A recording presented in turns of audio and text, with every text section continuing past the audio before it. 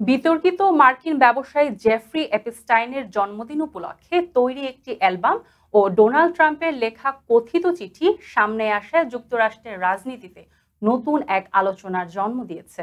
সোমবার মার্কিন কংগ্রেসের হাউস ওভারসাইট কমিটির ডেমোক্রেট সদস্যরা এই চিঠি প্রকাশ করেন বলে জানিয়েছে বার্তা সংস্থা এপি। চিঠিতে যৌন ইঙ্গিতপূর্ণ বার্তা থাকায় সমালোচনা দেখা দিলেও ট্রাম্প জোর দিয়ে দাবি করেছেন এটি জাল। তার বক্তব্য, এগুলো আমার লেখা নয়, আমি ছবি আঁকি না।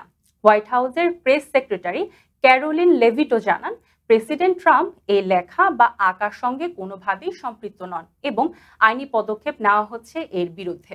রিপাবলিকান কংগ্রেসম্যান বাইরন ডোনাল্ডস বলেছেন, স্বাক্ষরটি ট্রাম্পের নয়, তবে কংগ্রেসম্যান থমাস ম্যাসির মতে চিঠিটি অ্যাপস্টাইনের অপরাধ প্রমাণে ভুক্তভোগীদের সহায়তা করবে না। রাজনৈতিক বিশ্লেষকদের মতে এই অ্যালবাম প্রকাশ অ্যাপস্টাইনের সঙ্গে পাশাপাশি তার সঙ্গে সম্পর্কিত সকল প্রভাবশালী রাজনৈতিক ও ধনীদের ভূমিকা নিয়ে নতুন এক প্রশ্ন তুলবে।